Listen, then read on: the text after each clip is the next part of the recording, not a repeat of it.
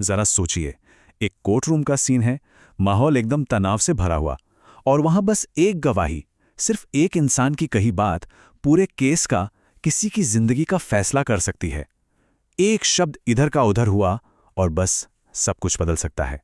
अब ऐसे high stakes माहौल में जो डिफेंस लॉयर होता है ना, उसके पास एक बहुत बहुत बड़ा हथियार होता है, और वो हथियार है गवाह के बातों पर ही सवाल उठा देना। मतलब ये साबित कर देना कि देखिए, ये जो कहानी आज कोर्ट में सुनाई जा रही है, ये तो उस कहानी से बिल्कुल अलग है जो इन्होंने पहले पुलिस को बताई थी। पर सवाल यह है कि एक वकील ये साबित कैसे करता है? मतलब ये कोई फिल्म तो है नहीं कि बस चिल्ला दिया तुम झूठ बोल रहे हो और काम हो गया। नहीं, इसका एक पूरा प्रॉपर कानूनी तरीका होता है। तो चलिए आज इसी प्रोसेस को थोड़ा समझते हैं। तो देखिए, सबसे पहले तो ये समझना होगा कि गवाह के बयानों में मोटे तौर पर दो तरह की इनकंसिस्टेंट बातें हो सकती हैं, और एक अच्छा वकील बस इन्हीं दो चीज़ों की ताक में रहता है। पहली चीज़ है कॉन्ट्राडिक्शन, यानी सीधा सीधा विरोधाभास। मतलब पुलिस को दिए गए बयान और कोर्ट में दी जा रही गवाही में जमीन आसमान का फर्क। जैसे मान लीजिए पुलिस को बताया कि ए ने मारा था, और अब कोर्ट में आकर कह रहे हैं कि नहीं, बी ने मारा था। ये तो हो गया डायरेक्ट कॉन्ट्राडिक्शन। और दूसरी चीज़ है ओमिशन, यानी कोई बात छोड़ देना या बाद में जोड़ देना। मतलब कोर्ट में कोई ऐसी एकदम नई बात बता दी जिसका जिक्र पुलिस के सामने पहले कभी किया ही नहीं था। लेकिन हाँ, इसमें एक बहुत ज़रूरी पेच है। कोर्ट हर छोटी मोटी भूली हुई बात पर अपना टाइम वेस्ट नहीं करता। कानून की नज़र में सिर्फ वो बातें मायने रखती हैं जो मटीरियल हों, मतलब इतनी ज़रूरी कि उनसे केस की पूरी शक्ल ही बदल सकती है। इसको ना एक बहुत आसान से उदाहरण से समझते हैं। सोचिए, अगर कोई गवाह ये बताना ही भूल गया कि झगड़े के टाइम पर एक नहीं बल्कि दो हमलावर थे, तो ये एक बहुत बड़ी एक मटीरियल चूक है। इससे तो पूरा केस ही पलट सकता है ना? पर वहीं अगर वो ये भूल गया कि वो कोर्ट बस से आया था या कार से, तो भाई इससे केस पर क्या फर्क पड़ रहा है? कोर्ट ऐसी बातों पर ध्यान नहीं देता। तो ये जो गवाह की बातों को चैलेंज करने का पूरा खेल है ना, ये ऐसे ही हवा में नहीं होता। इसके लिए बाकायदा एकदम सख्त कानूनी नियम है, एक पूरा प्लेबुक है जिसे फॉलो करना ही पड़ता है। हमारे भारतीय कानून में इसका पूरा एक फ्रेमवर्क बना हुआ है। देखिए, सीआरपीसी का सेक्शन 161 पुलिस को पावर देता है कि वो गवाहों के बयान रिकॉर्ड करे। फिर आता है सेक्शन 162, जिसमें एक बहुत मजेदार नियम है। ये कहता है कि पुलिस को दिया गया बयान कोर्ट में सबूत नहीं माना जाएगा। उसका सिर्फ एक ही इस्तेमाल हो सकता है, और वो है गवाह की बात को कॉन्ट्रडिक्ट करना, यानी उसकी बात काटना।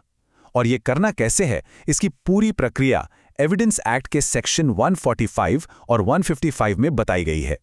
तो ठीक है, कानून तो समझ आ गया, पर असल में कोर्ट के अंदर एक वकील करता क्या है? ये साबित करने के लिए एक 4 कदमों का एक 4 स्टेप मेथड होता है जिसे अपनाना पड़ता है। स्टेप 1, कंफर्म करना। वकील सबसे पहले गवाह से पूछता है, क्या आपने पुलिस को बयान दिया था? सिंपल। स्टेप 2, उस हिस्से पर ध्यान दिलाना जो अलग है। वकील पुलिस स्टेटमेंट का वो हिस्सा गवाह के सामने रखता है और पूछता है, क्या आपने ये कहा था? स्टेप 3, सफाई का मौका देना। ये बहुत जरूरी है। गवाह को मौका दिया जाता है कि वो बताए कि भाई दोनों बयानों में ये फर्क क्यों है। और फाइनल स्टेप 4, इन्वेस्टिगेटिंग ऑफिसर यानी आईओ से कंफर्म करवाना। आखिर में वकील आईओ को बुलाकर पूछता है कि क्या गवाह ने यही बयान दर्ज करवाया था। जब आईओ हाँ बोलता है, तब जाकर वो कॉन्ट्राडिक्शन कानूनी तौर पर रिकॉर्ड का हिस्सा बन जाता है। चलिए, अब ये जो पूरी थ्योरी ना, इसे एक प्रैक्टिकल केस स्टडी से समझते हैं। इससे सब कुछ एकदम क्रिस्टल क्लियर हो जाएगा। तो हमारे गवाह हैं सोमा गोमा सावंत। वो एक क्रिमिनल असॉल्ट केस में गवाही देने आए हैं। अब देखते हैं कि डिफेंस का वकील उनकी गवाही की परतें कैसे उधेड़ता है। तो होता यह है कि सोमा ने जब पुलिस को बयान दिया था, तब उसने कहा कि पीड़ित को सिर्फ आरोपी सुरेश ने मारा। ठीक है, पर अब महीनों बाद जब वो कोर्ट में गवाही देने आए हैं, तो उनकी कहानी में एक नया कैरेक्टर आ गया है। अब वो कह रहे हैं कि नहीं, आरोपी बबन और आरोपी सुरेश दोनों ने मारा था। ये क्या हुआ? ये है एक मटीरियल ओमिशन, कहानी को बाद में और मसालेदार बनाने की कोशिश, जिसे वकील उसी 4 स्टेप प्रोसेस से कोर्ट के रिकॉर्ड पे लाएगा। और रुकिए, पिक्चर अभी बाकी है। एक और गड़बड़ देखिए। पुलिस को दिए बयान में सोमा ने साफ साफ कहा था कि लड़ाई की शुरुआत पीड़ित यानी बंटी ने की थी। उसने सुरेश को पहले थप्पड़ मारा। अब सोचिए ये बात डिफेंस के लिए कितनी जरूरी है। इससे तो सेल्फ डिफेंस का केस बन सकता है। पर कोर्ट में गवाही देते वक्त सोमा जी ये बात पूरी तरह से भूल जाते हैं, जानबूझकर या अनजाने में। ये एक सीधा विरोधाभास है। तो अब सवाल उठता है कि भाई इतनी बारीकी से ये सब क्यों किया जाता है? क्या ये सिर्फ वकीलों के दांव पेंच है? नहीं, बिल्कुल नहीं। ये उससे कहीं ज्यादा गहरा है।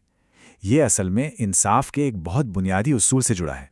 ये पूरा तरीका ये पक्का करता है कि जो गवाही दी जा रही है वो भरोसे के लायक है।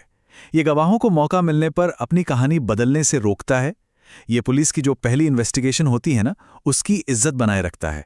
और सबसे ज़रूरी बात, ये डिफेंस को एक बराबर का मौका देता है कि वो प्रोसिक्यूशन के केस की सच्चाई को परख सके कि कहीं कोई झूठ तो नहीं बोल रहा।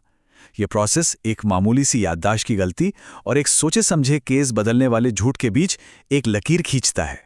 और आखिर में ये हमें एक बहुत बड़े सवाल के साथ छोड़ जाता है। सच की तलाश में क्या किसी की कमजोर याददाश्त और एक जानबूझकर बोले गए झूठ को एक जैसा मानना चाहिए? शायद नहीं, लेकिन कानून की नज़र में जब किसी की आज़ादी दांव पर लगी हो, तब तो हर एक शब्द की पड़ताल करना जरूरी हो जाता है।